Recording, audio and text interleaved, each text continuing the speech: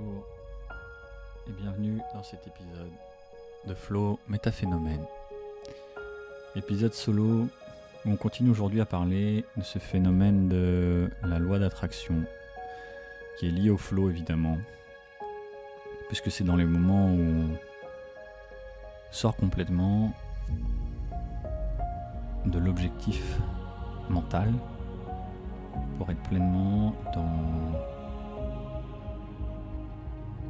le moment présent et l'abondance qu'il représente, la sécurité, la paix, la joie, la synchronisation de ses potentiels vers la haute performance.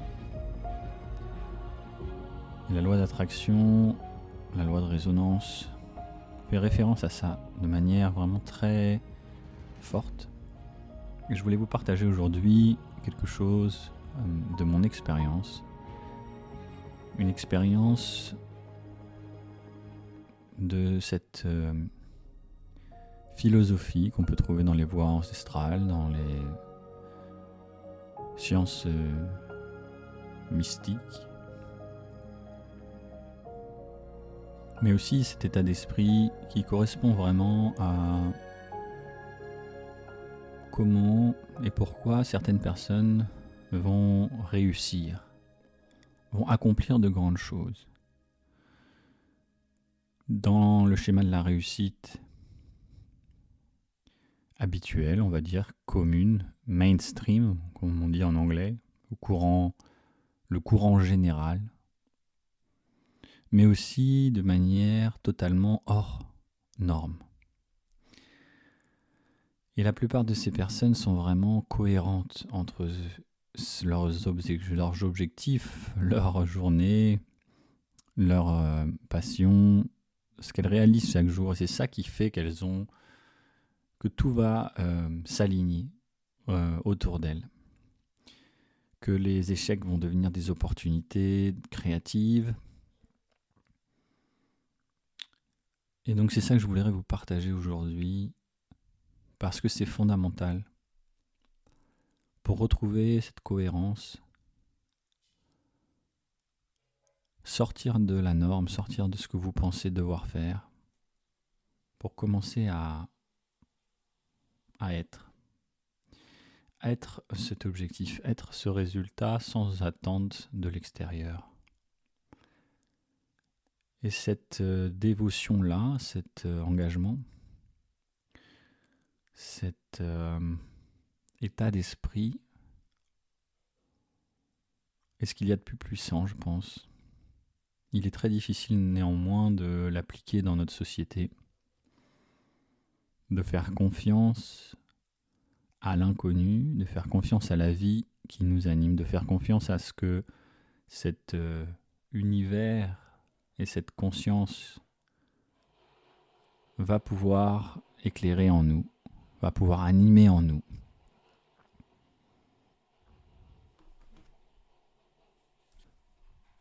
J'ai vraiment beaucoup étudié la non-dualité, j'ai vraiment beaucoup pratiqué justement cet état de dévotion, de compréhension de cet état d'être. Mais il est très difficile de vraiment l'incarner dans cette société qui est faite de beaucoup de peur par rapport au fait d'être séparé ou considéré comme un outsider, un outcast en anglais, on dit ça. Donc en français, le mot ne me vient pas, mais c'est vraiment une sorte de rebelle qui est hors de la société. Et c'est très intéressant parce que la plupart des fondamentaux, des visions que les gens vont avoir de ces personnes-là sont considérés comme une sorte de héros. Et en même temps, refusent totalement d'appliquer ça pour eux et ont très très peur d'incarner eux-mêmes ce phénomène-là. Et je m'inclus à l'intérieur de ça parce que j'ai vécu vraiment ces derniers temps ce bouleversement, cette épiphanie, ce moment de flow, de conscience au-delà de toutes ces peurs. qui permet en fait de comprendre et de prendre confiance totalement, d'aller explorer ses peurs encore plus profondément et de reconnaître pour moi précisément ce côté décalé avec le mainstream depuis toujours ou presque.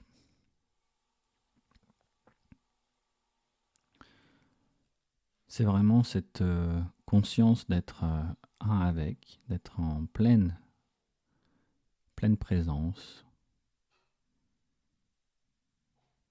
et d'affirmer que tout va nous arriver, tout ce qu'on désire le plus peut être présent ici maintenant sans besoin d'extérieur et que c'est ça qui va faire que naturellement on va prendre les meilleures décisions, on va faire chaque jour ce qui est vraiment bon pour nous au moment, dans une forme d'intuition, une forme d'instinct à la fois primaire et en même temps surnaturel, on pourrait dire, qui dépasse toutes les normes,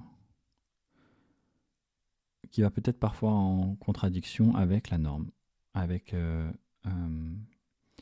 les valeurs sociales. Et c'est une des problématiques du stress dans notre société d'ailleurs, c'est que on a un phénomène du système nerveux sympathique qui veut réagir en fait pour se protéger de manière primaire, ou s'échapper, ou se cacher, ou se battre. Hein, on connaît très bien ce système-là de fight or flight response. Et c'est en contradiction avec ce que la société nous dit qu'on doit faire. Donc en fait, on a en nous quelque chose qui veut nous faire réagir de manière très forte, et en même temps la société qui nous dit que c'est évidemment pas bien de se battre, pas bien de s'enfuir, pas bien de se cacher, pas bien de répondre en fait à ce que vraiment notre corps, la physiologie et le côté primaire et animal en nous va vouloir répondre dans cette situation-là. Et ça crée ce que j'ai pu étudier d'un scientifique qui disait que c'est comme si on appuyait sur la pédale de frein et la pédale d'accélérateur en même temps. Et vous imaginez qu'on fait ça assez souvent. Du coup, ça crée une saturation du moteur, une saturation et un burn-out assez permanent du système nerveux. Donc sans aller jusqu'à réagir et se battre tout le temps, évidemment. Mais laisser émerger vraiment ce qui est en nous, ce que notre corps nous dit. Laisser émerger ce que les sons en nous racontent, plutôt que la voix qui va nous dire il faut faire comme ça, tiens, ça serait bien de faire ça ou ça ou ça. Laisser émerger la voix du cœur, la voix de la cohérence justement, si importante. Et c'est à l'intérieur de ça que je veux vraiment vous partager la confiance, vous partager le fait qu'il existe dans le monde une communauté incroyable de gens qui ont confiance, qui vont vous apparaître et qui vont être catégorisés parfois comme hippies. Mais fondamentalement, ces hippies, même s'ils ont été catégorisés, même si ça a entraîné une voix peut-être passive et extrême dans cette liberté-là, ont réalisé quelque chose de fondamental, c'est que on doit, si on veut être heureux, laisser s'exprimer quelque chose sans peur que cela va aller en contradiction avec son éducation, son conditionnement et la société. Si on relâche ça, si on fait confiance à l'univers, par exemple, donc pour moi, ces ces derniers mois, la peur de manque, la volonté, le désir qui correspond à une peur, à un objectif, peu importe. Enfin, on peut le tourner dans différentes polarités, mais de vouloir, de penser que il faut suffisamment d'argent pour être en sécurité, de vouloir créer des contenus pour automatiser des choses en ligne, pour pouvoir être tranquille et serein, de vouloir créer une formule ultime d'expression du potentiel de l'humanité, en co-création, pour justement aider à reprendre conscience, aider à comprendre ce pouvoir en autonomie, m'a entraîné en fait dans une vision, dans un quotidien et des activités qui n'étaient pas enrichissantes. Mon corps en fait et mon cœur n'avaient plus envie de faire ce qu'il fallait faire, qu'il faudrait faire. Ce qui est très intéressant, c'est que fondamentalement, c'est un état d'esprit qui change, pas forcément une activité. C'est important à comprendre, c'est important à voir. C'est pour ça que je vous partage cette expérience-là. C'est que par exemple, j'ai arrêté de vouloir créer des formations totalement automatisées, parfaites, qui vont être reproductibles pendant des années, parce que, en fait, là où moi je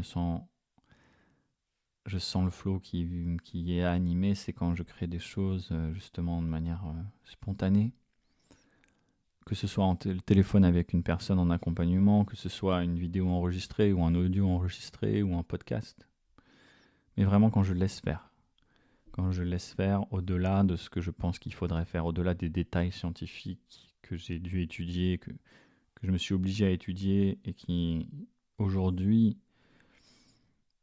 ne constitue pas en fait ou plus la manière dont je vais vous parler principalement. C'est-à-dire que je ne vais pas chercher à construire une théorie autour d'eux à chaque fois, mais plutôt laisser venir tout ce que j'ai pu apprendre, faire confiance à ça, mais aussi à bien au-delà. Sinon, on s'enferme dans la technique, on s'enferme dans la stratégie, on s'enferme dans les informations. Et c'est le meilleur moyen de ne pas laisser s'ouvrir justement à un potentiel beaucoup plus vaste. C'est ça le grand partage de ce ce podcast-là aujourd'hui, c'est vraiment de faire confiance au fait que je n'imagine même pas quel potentiel, quelles idées, quelles pensées, quelle connexion je vais pouvoir faire de manière transversale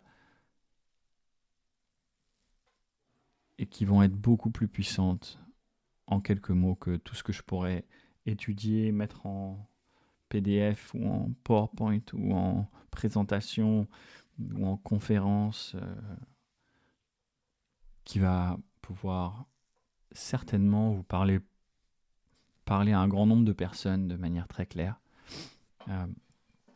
va certainement pouvoir faire appel à vos peurs, à vos désirs, à votre cerveau, votre cortex frontal, et son excitation pour les statistiques, pour les concepts. Et en même temps à votre cerveau limbique et à votre cœur, avec une histoire palpitante, émotionnelle. Et toutes ces choses-là qu'on raconte et qu'on peut voir dans tous les films, les livres, le marketing, et qui devient quelque chose pour certaines personnes de naturel, qui font naturellement. Certaines personnes le construisent et sont heureux de construire ça. Moi, j'avais toujours une forme de désaccord ou de blocage par rapport à ça. Une forme ça ne résonnait pas, c'était pas aligné. Alors que quand j'étudie au quotidien un principe scientifique, parce que ça me fait plaisir, quand je pratique une méditation nouvelle ou une forme d'auto-hypnose ou de méditation transcendantale, et qu'ensuite je vais juste discuter, parler avec vous à travers un micro, sans avoir une idée de ce que je vais vous dire, c'est cette ultime forme de confiance que je partage avec vous aujourd'hui, que je vous encourage à aller développer, à aller proposer au monde. Parce que certaines personnes sont faites pour créer des choses très structurées et nous parler des détails de chaque chose. Et c'est très important de reconnaître ça chez les gens. Notre société est assez faite comme ça. Si vous connaissez le design humain, le human design, vous pouvez vraiment avoir une compréhension de cette notion-là. Et puis certaines autres personnes vont être plutôt faites pour avoir une perspective plus globale. Et justement, le moment où on commence à structurer trop, au moment où on commence à chercher et à pousser, eh bien en fait c'est le moment où on va renier ce potentiel qui est en nous, on va relier la complémentarité avec ces autres personnes. Et donc c'est très important de reconnaître, sans avoir peur, d'être unique ou différent, à l'écart. C'est très difficile pour certaines personnes de reconnecter avec ça, et on n'est pas tous faits pour ça, mais la peur d'être séparé de la société, de ne pas être reconnu en son temps, parce que la plupart des gens qui ont apporté, innové, qui ont apporté des informations qui n'étaient pas forcément acceptées, comprises au moment de leur transmission dans la société. On fait face à cette grande peur, cette forme de solitude. Et j'ai l'impression personnellement que c'est cette acceptation-là que je vis aujourd'hui, avec une certaine forme d'humilité évidemment, mais juste de l'incarner, de vous le partager pour que vous puissiez aussi vous accepter peut-être un petit peu plus ça, et avoir confiance que vous pouvez être totalement serein et voir la vie autrement. Laisser la vie se faire à travers vous, reconnecter avec la nature et trouver un mode de vie d'une grande performance, mais peut-être beaucoup plus simple.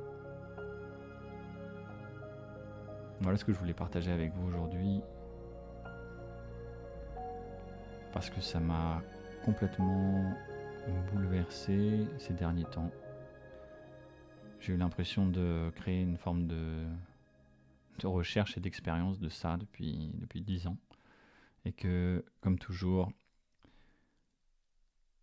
reconnaître de plus en plus facilement ce caractère cyclique et ces moments d'épiphanie dans la vie va nous permettre de voir qu'en fait,